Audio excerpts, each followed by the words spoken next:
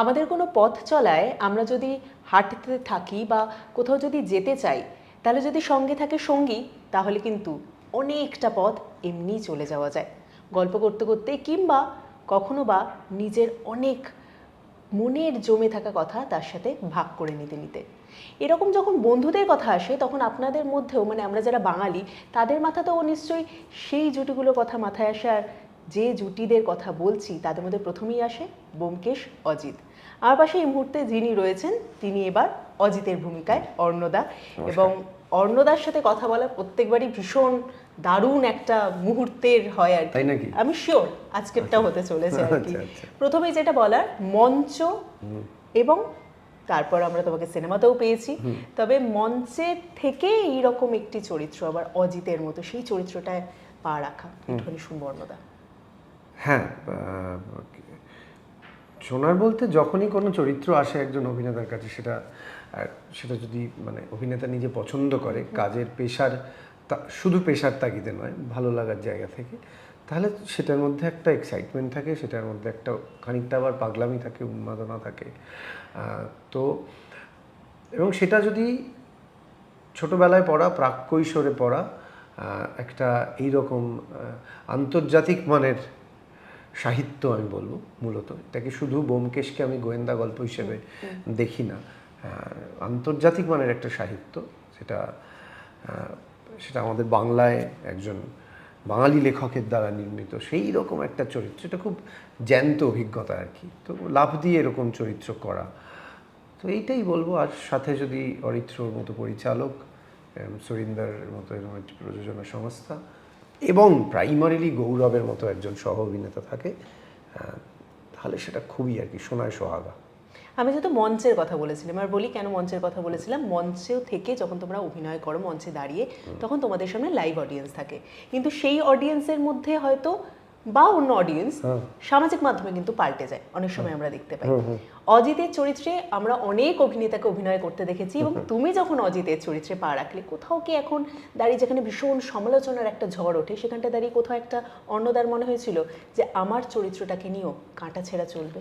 না, মানে মঞ্চ অভিনয় করলে যে সমালোচনার ঝড় ওঠে না এমনটা ভাবার কোনো কারণ নেই।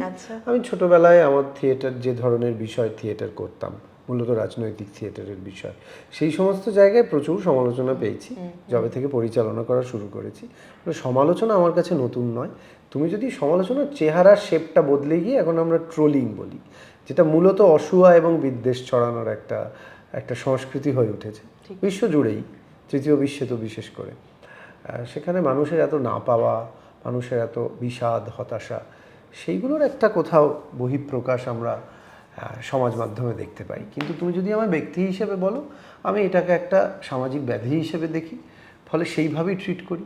এটা যদি সামাজিক ব্যাধি হয়, তাহলে সহনশীলতা, সহানুভূতি এবং অনুভূতিপ্রবণ মন দিয়ে এটাকে আমি দেখি।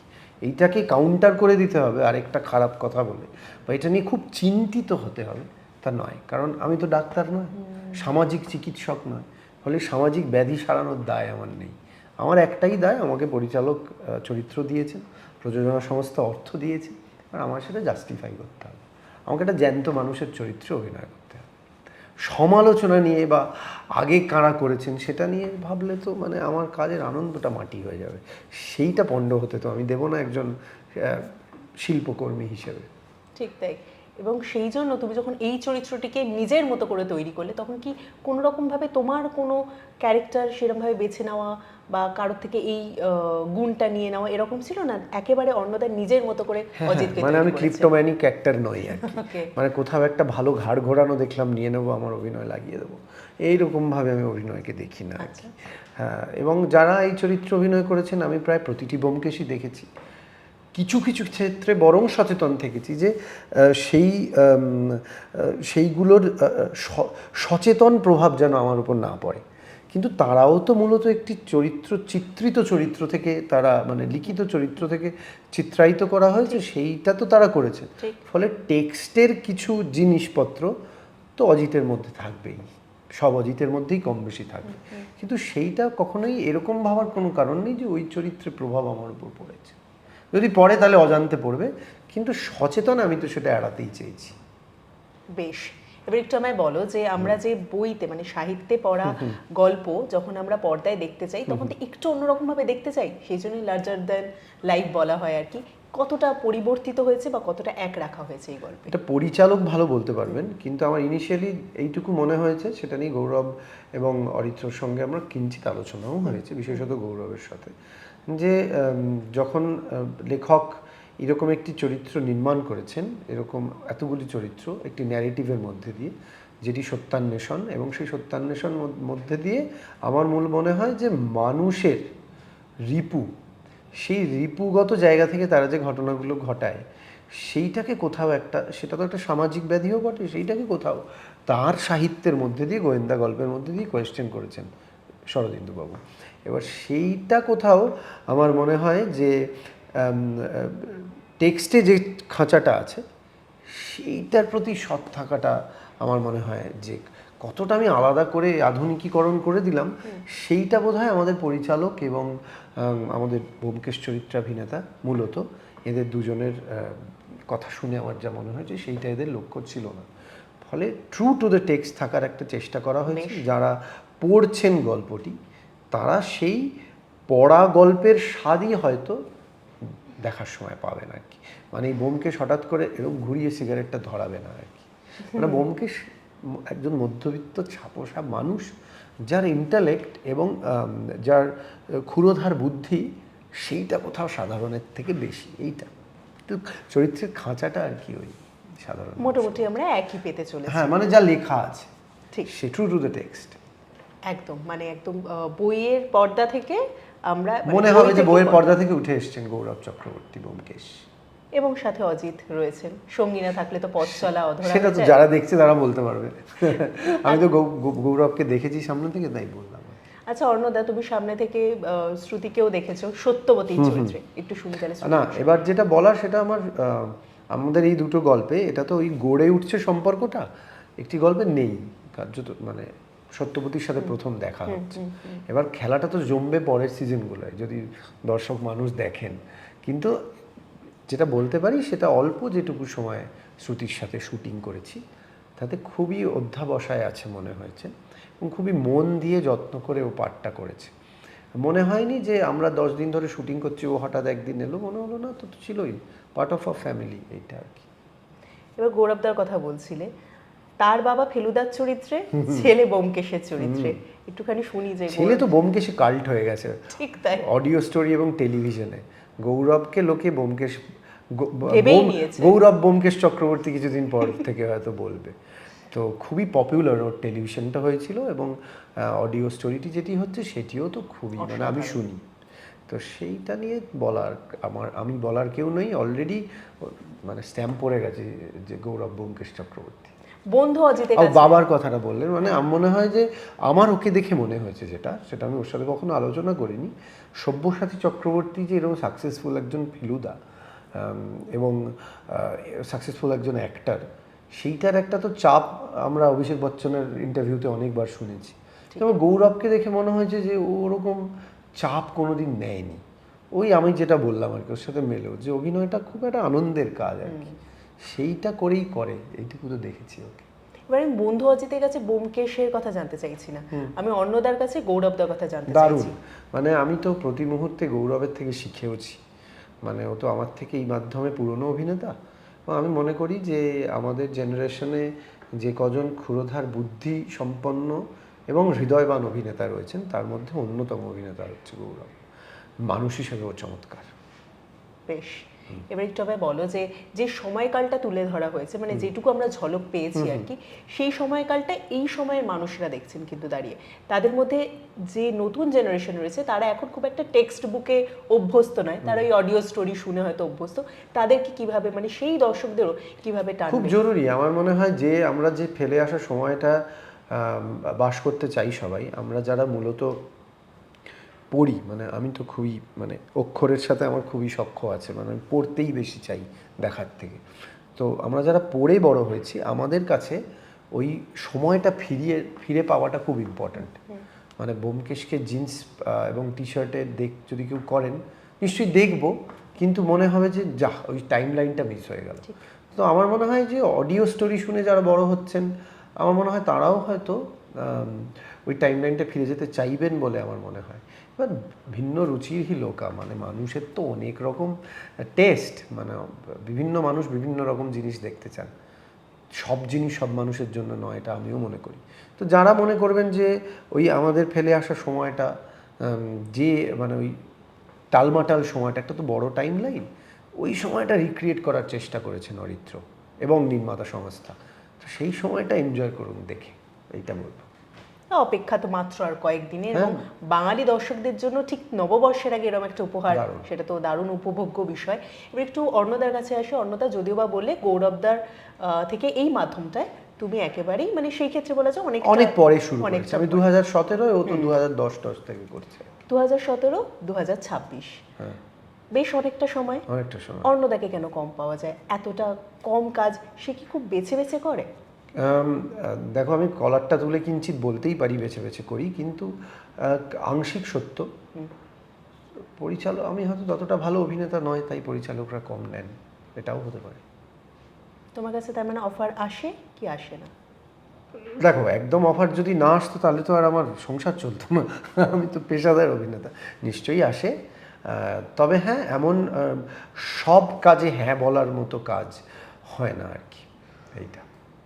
মানে কোয়ালিটি দেখে তুমি তারপরে মূলত কিন্তু খানিক আগে আরও একজনকে বললাম, কিন্তু সময় এবং অর্থনীতি যেদিকে যাচ্ছে, কতদিন আর সিলেক্টিভ থাকতে পারবো সে বিষয়ে সন্দেহ আছে। সন্দেহের বাইরে গিয়ে যেটা হয়, যেহেতু তুমি এই কাজটার সঙ্গে যুক্ত এবং ব্যোমকেশ নিজেকে সত্যান্বেষী বলতেই বেশি পছন্দ করতেন, সত্যের সাথে কাজ করা খুব কি এখন যায়? বাবা, এত কঠিন প্রশ্ন। আমার মনে হয় সব যুগের মানুষও বলবেন আর কি, যে আসলে যুগটাই এমন না, সৎ থাকা গেল না আর। হ্যাঁ, বুঝতে পেরেছো? ফলে আমরা যে নতুন কথা কিছু বলবো তা নয়, কিন্তু হ্যাঁ, এইটুকু বলতে পারি যে ব্যক্তি জীবনে খুব অসৎ থাকলে আমাদের যে কাজ, অভিনয় এবং শিল্প, এই কাজটা আমার মনে হয় যথার্থ হয় না।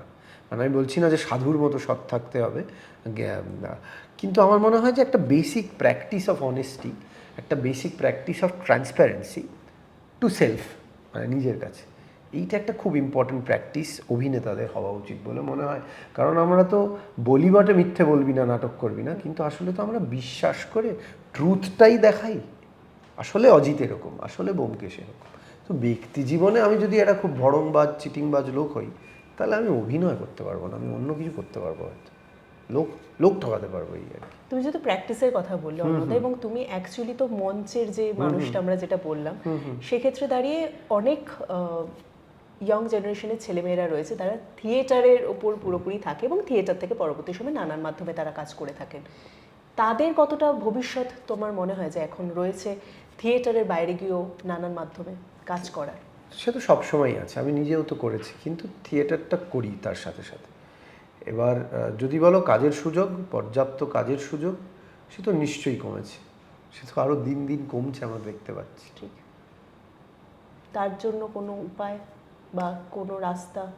দেখো, মানে এইটা তো আমি তো নিদান দেওয়ার কেউ নয়, আমি বলার তো কেউ নয়, কিন্তু আমার মনে হয় যারা আমরা এই কাজটা করি তারা শুধু এই কাজটাই করতে চাই। মানে আমাকে যদি বলা হয় যে আরেকটা অল্টারনেটিভ কোনো প্রফেশন বাছো, আমি তো যাব না।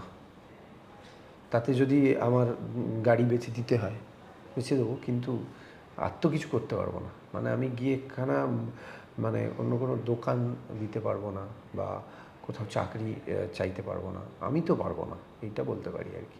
একটু কষ্ট হবে, 10টা কাজের জায়গায় 2টো কাজ হয়েছে, সন্তানের ভবিষ্যৎ সমস্যায় পড়বে, কিন্তু এই কাজটাই করে যেতে হবে দাঁত কামড়ে। মানে আমার থিয়েটারে যারা, থিয়েটার সংঘের যারা আমার সদস্য, তাদেরও আমি কথাটাই বলার চেষ্টা করি যে এটা সর্বক্ষণের কাজ। মানে এই যে দেখো, তোমাকে ইন্টারভিউ দিচ্ছি, এটাও তো পার্ট অফ মাই জব, তাই না? এই সময় যদি আমি একটা অন্য দোকান খুলতাম তাহলে তো এটা হতো না। মনে করি সবটা নিয়েই আমার পেশা। যদি 130টার জায়গায় আজকে 30টা ছবি বাংলাতে হয়, তবু ওই 30টার মধ্যে আমাকে গুঁজে থাকতে হবে, ওই আচ্ছা ভিড়ে দেখা গেল, তাহলেও থাকতে হবে আর কি। অন্নদা আশাবাদী? না, আশাবাদী মানে মানুষ হিসেবে কি বলবো বলো তো, আশাবাদী মানে হচ্ছে এইটা আশাবাদী যে 10 তারিখ ব্যোমকেশ আপনারা দেখবেন, কিন্তু এই সমাজে আর ভালো কিছু হবে এটা নিয়ে আমার খুব একটা মানে আমি যতদিন মানে আমার জীবদ্দশা আমি একটা দারুণ সমাজ দেখে যেতে পারবো, এইটা নিয়ে আমার খুব একটা আশা নেই। মানে এই যে আমরা ঢুকতে শুরু করেছি, আরও নিমজ্জিত হচ্ছে। পাঁকে ঢুকে ঢুকে যাবো, চোরাবাড়িতে তলিয়ে যাব, কেউ দায়িত্ব নেবে না, এসব হবে আর কি। কিন্তু যেখানে অপরাধ থাকে সেই অপরাধীকে ওই পাক থেকে খুঁজে যারা বার করেন তারা তো ব্যোমকেশ বক্সী। হ্যাঁ, তাদের তাদের সাথে যারা থাকে তারা তো অজিত। ঠিক তাই। তাই অবশ্যই অপেক্ষা আর মাত্র কয়েকদিনের, ঠিক যেটা শুনছিলাম আমরা, সেই অপেক্ষা, এই মাত্র কয়েকদিনের অপেক্ষা যাতে তাড়াতাড়ি চলে আসে, তুমি তোমার দর্শকদের আমি আপনাদের বলবো যে ভাববেন না, মানে কেমন হয়েছে ভাববেন না, তুলনা করবেন আগের ব্যোমকেশের সাথে, কিন্তু দেখবেন। এবং এই যে দেখবেন শব্দটা বললাম, এটার মধ্যে আমার একটা কনফিডেন্স আছে, কারণ 10ই এপ্রিল আড্ডা টাইমসে যখন ব্যোমকেশ দেখা যাবে 10ই এপ্রিল থেকে, তখন যে আপনারা দেখবেন এটা আমি জানি, আমি চোখ বুজে বলছি আমি জানি। ফলে দেখা হবে আপনাদের সাথে 10ই এপ্রিল থেকে। আমাকে অজিত হিসেবে দেখবেন, গৌরবকে ব্যোমকেশ হিসেবে দেখবেন, আর সবথেকে ইম্পর্ট্যান্ট যেটা, সেটা বাঙালি নববর্ষে একটা বাংলা সিরিজ দেখবেন প্রাইমারিলি, এইটা। অনেক ধন্যবাদ অর্ণদা। এবং যারা আড্ডা টাইমসে 10ই এপ্রিল থেকে ব্যোমকেশ বক্সী দেখতে চলেছেন, তাদের এই আড্ডাটি আমার মনে হয় দারুণ লাগলো, তাই তো? সেটা অবশ্যই কমেন্ট করে জানাতে ভুলবেন না। অবশ্যই অক্ষরের সাথে তার সখ্যতা ব্যক্তি জীবনে, তবে ব্যোমকেশের সাথে তার সখ্যতা মানে অজিতের সখ্যতা ঠিক কতটা, কীরকম, কোন গতিতে এগোচ্ছে, সেটা তো আপনারাই বিচার করবেন। তাই অবশ্যই নজর রাখতে হচ্ছে 10ই এপ্রিল থেকে আড্ডা টাইমসে ব্যোমকেশ বক্সীতে। আর এরকম আরও আড্ডা দেখার জন্য অবশ্যই নজর রাখুন টল ইনসাইট চ্যানেলে।